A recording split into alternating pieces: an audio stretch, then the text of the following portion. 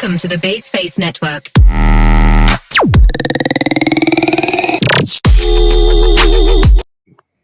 Assalamualaikum warahmatullahi wabarakatuh. Perkenalkan, nama saya Kamuria dengan NIM 2021 A1C134 kelas 6H. Baik, di sini saya akan menjelaskan mengenai utang pajak, yang dimana untuk memenuhi tugas UTS mata kuliah hukum pajak. Utang pajak adalah iuran wajib yang dipaksakan negara kepada masyarakat yang diatur dalam undang-undang guna membiayai hal-hal yang berhubungan dengan tugas dan fungsi kenegaraan tanpa ada interpretasi langsung kepada masyarakat.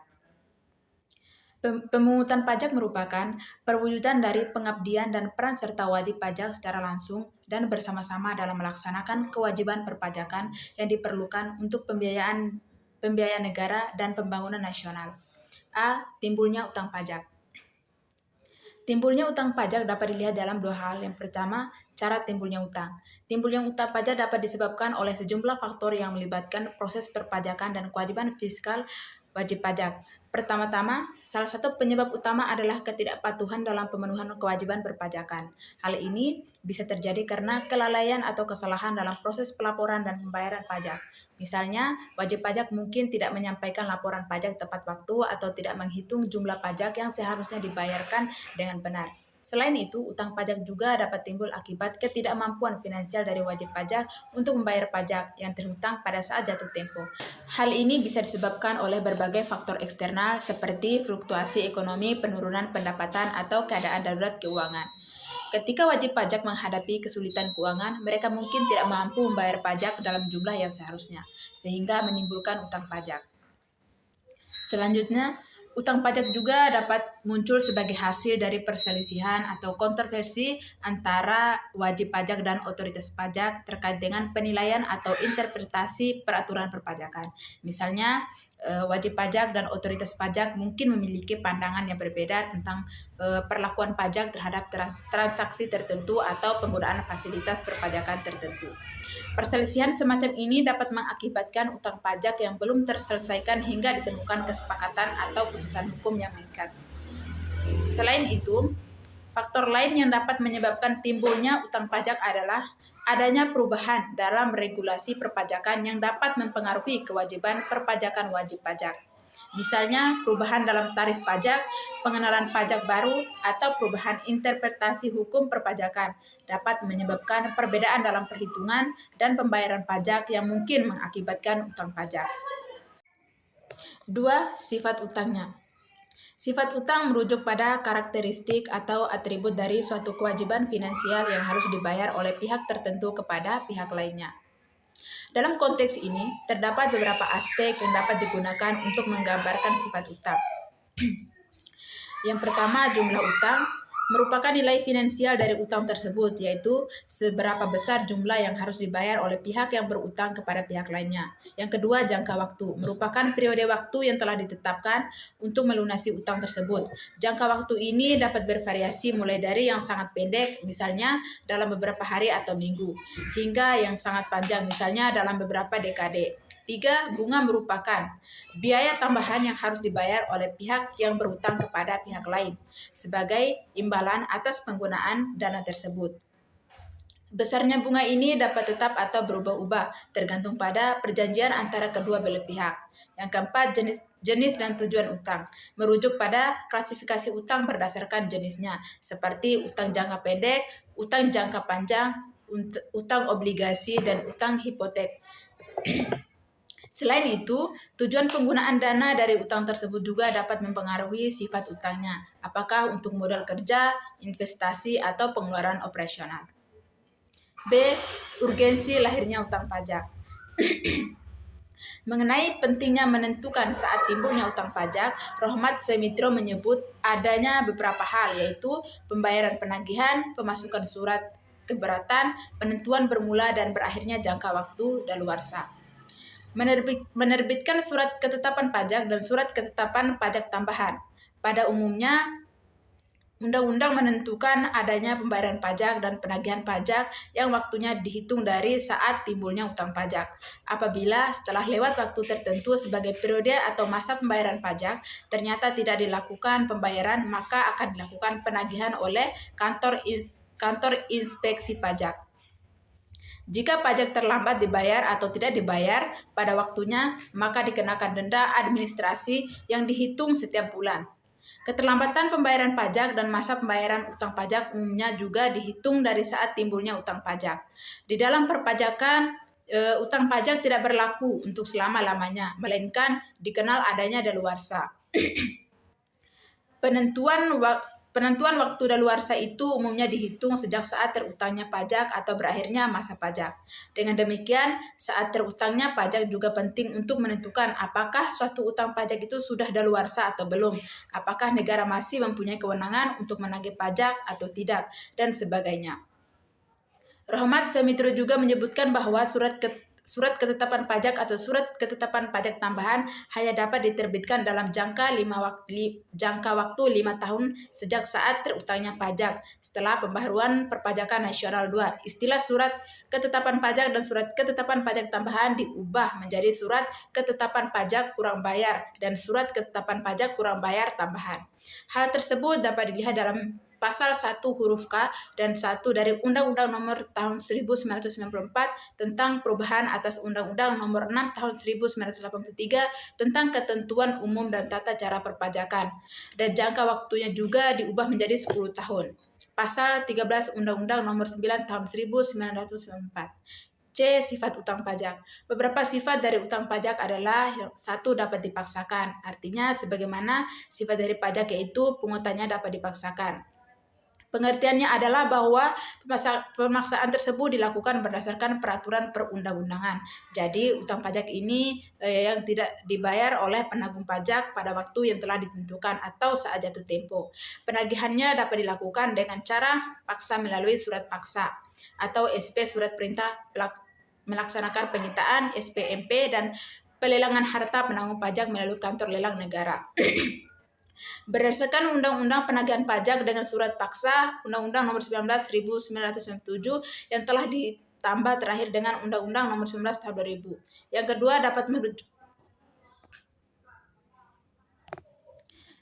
menunjuk orang lain untuk ikut membayarnya. Dalam hal ini pengertiannya adalah bahwa utang pajak yang seharusnya ditanggung oleh wajib pajak, maka berdasarkan ketentuan peraturan perundang-undangan penagihan pajak, dapat menunjuk pihak lain yang ada hubungannya dengan wajib pajak tersebut. 3. Dapat ditagih seketika. Yang pertama, kasus-kasus yang dapat dipakai alasan penagihan pajak seketika dan sekaligus yaitu penanggung pajak akan meninggalkan Indonesia untuk selama-lamanya atau berniat untuk itu. B. Penanggung pajak menghentikan secara nyata, mengecilkan kegiatannya di Indonesia, ataupun memindahkan barang bergerak atau barang tidak bergerak yang dimilikinya atau dikuasainya. C. Pembubaran badan atau niat untuk membubarkannya. Pernyataan pilot ataupun penyitaan harta penanggung pajak oleh pihak lain. D. Perusahaan dibubarkan oleh pemerintah. 4. Mempunyai hak mendahulu terhadap utang yang lain. Maksudnya yaitu negara melalui utang pajak memiliki hak mendahulu atau preferen untuk tagihan pajak atas barang-barang milik penanggung pajak di atas utang-utang yang lain. Dalam hal ini ada 2 hal yang harus diperhatikan yaitu yang pertama pengertian utang pajak. Di sini adalah meliputi pokok pajak, bunga, denda administrasi, kenaikan dan biaya penagihan. Yang ke B, hak mendahulu meliputi harta wajib pajak dan penanggung pajak. C. Saat hak mendahulu adalah pada saat penjualan melalui sita lelang, bukan pada saat penyitaan. Jangka waktu hak mendahulu tersebut adalah 2 tahun sejak diterbitkannya surat ketetapan pajak atau apabila telah ada penagihan dengan surat paksa, maka 2 tahun tersebut dihitung sejak diberitahukannya surat paksa. 5. Dapat dilakukan pencegahan atau penyanderaan terhadap penanggung pajak. Surat paksa adalah bersifat eksekutorial, yaitu dapat dilaksanakan eksekusi tanpa adanya keputusan hakim. Eksekusi ini dapat dilaksanakan pada harta dan juga fisik penanggung pajak. Eksekusi ini dapat dilakukan pada seorang atau seluruh penanggung pajak. Yang dimaksud dengan fisik yaitu yang pertama pencegahan adalah langkah sementara atau selama-lamanya 6 bulan dan dapat diperpanjang selama 6 bulan lagi terhadap penanggung jawab tertentu untuk keluar dari wilayah negara Republik Indonesia berdasarkan alasan tertentu sesuai dengan peraturan perundang-undangan yang berlaku. Yang kedua itu penyanderaan adalah pengekangan sementara waktu kebebasan penanggung pajak dengan menempatkannya di tempat tertentu atau tempat penyanderaan. Syarat-syarat yang harus dipenuhi dalam pelaksanaan tindakan pencegahan dan penyanderaan adalah yang pertama, utang pajak paling sedikit adalah 100.000. Yang kedua itu diragukan itikat baiknya dalam pelunasan utang pajak. Yang ketiga, surat keputusan pencegahan diterbitkan oleh Menteri Keuangan atas permintaan pejabat atau atasan pejabat. Yang keempat, surat keputusan penyanderaan diterbitkan oleh pejabat atau kepala KPP, kepala KPPBB, atau kepala dinas pendapatan daerah atas izin Menteri Keuangan atau gubernur untuk pajak-pajak daerah.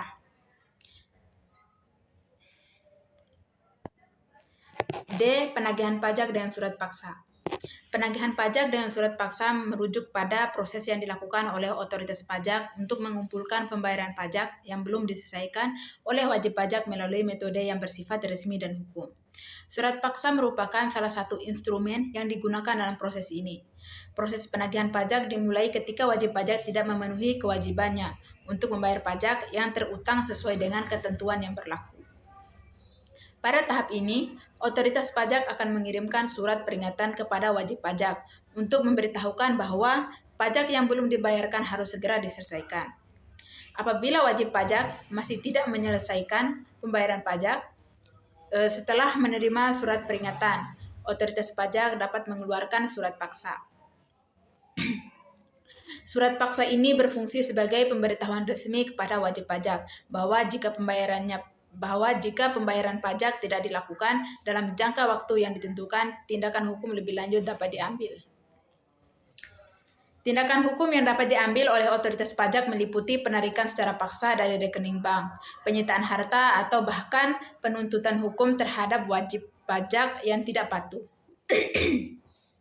Dasar hukum penagihan pajak dengan surat paksa diatur dalam Undang-Undang Nomor 19 Tahun 2000 tentang penagihan pajak dengan surat paksa.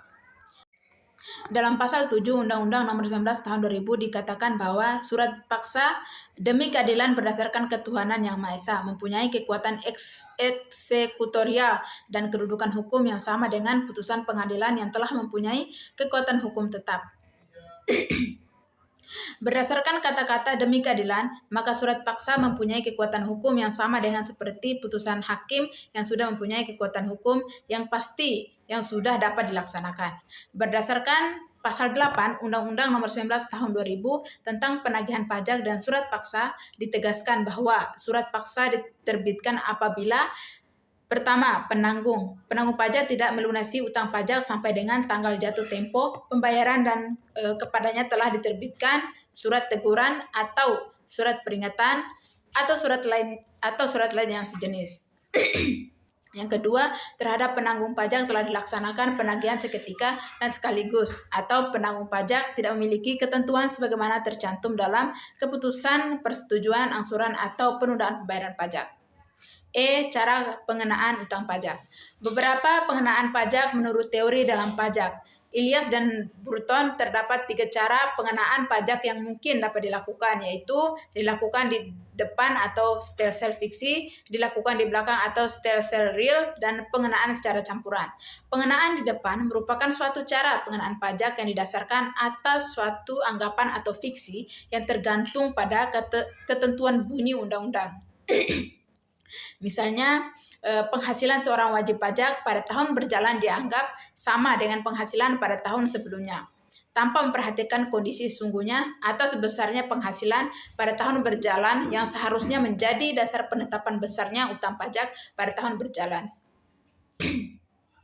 Dengan anggapan demikian, maka fiskus dapat dengan mudah menetapkan besarnya utang pajak tahun yang akan datang. Pasal 25 Undang-Undang Pajak Penghasilan merupakan suatu cara pemajakan di depan yang dilakukan dengan suatu perhitungan atau formula tertentu. Pengenaan di belakang merupakan suatu cara pengenaan pajak didasarkan pada keadaan yang sesungguhnya atau real atau nyata yang diperoleh dalam satu tahun pajak. Karena besarnya penghasilan yang diperoleh seorang wajib pajak baru diketahui pada akhir tahun. Maka pengenaan baru dilakukan setelah berakhirnya suatu tahun pajak. Dengan demikian, utang pajak baru akan dikenakan di belakang sesudah berakhirnya tahun pajak yang bersangkutan.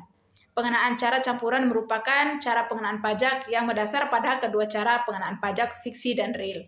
Pada awal tahun pajak, Fiskus mengenakan pajak berdasarkan anggapan yang ditentukan dalam undang-undang. Yang selanjutnya telah berakhir, tahun pajak dilakukan pengenaan pajak berdasarkan keadaan yang sesungguhnya. Undang-undang pajak penghasilan pada prinsipnya mendasarkan pengenaan pajak dengan cara campuran ini.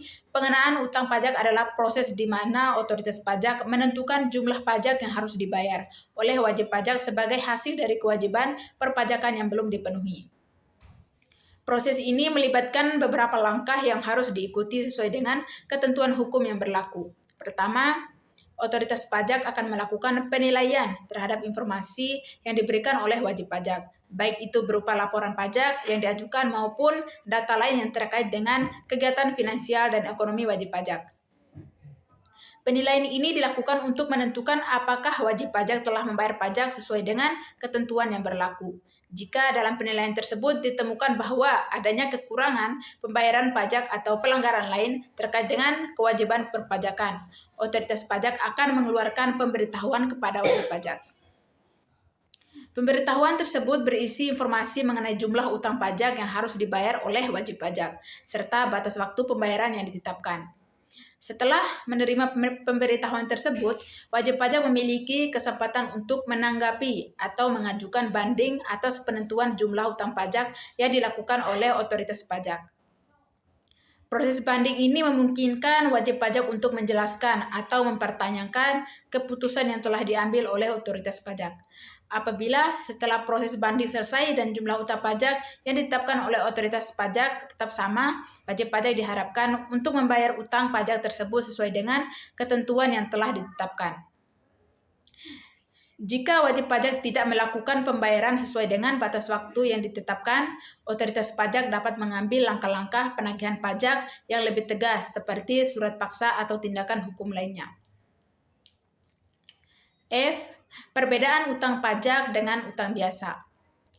Yang pertama, utang pajak diliputi atau dikuasai oleh ketentuan hukum publik, sedangkan utang biasa dikuasai oleh hukum perdata. Kalau dalam hukum perdata, utang biasa itu ada atau terdapat suatu jasa timbal atau tegen prestasi dari ikatan itu, tetapi dalam utang pajak justru hal itu tidak ada. Yang kedua, utang biasa penagihannya berdasarkan hukum perdata, sedangkan utang pajak penagihannya berdasarkan hukum publik yang diatur dalam Undang-Undang Nomor 19 Tahun 2000 yang dikenal dengan penagihan pajak dengan surat paksa. Baik penagihan utang biasa maupun penagihan utang pajak, keduanya dapat dipaksakan. Hanya saja berlainan dalam hal prosedur penagihannya. Utang biasa, prosedur untuk memaksakan penagihannya harus melalui keputusan hakim pengadilan. Sedangkan utang pajak tidak melalui hakim, tetapi prosedurnya lebih singkat, yaitu langsung dengan paksaan berdasarkan surat paksa. G. Hapusnya utang pajak.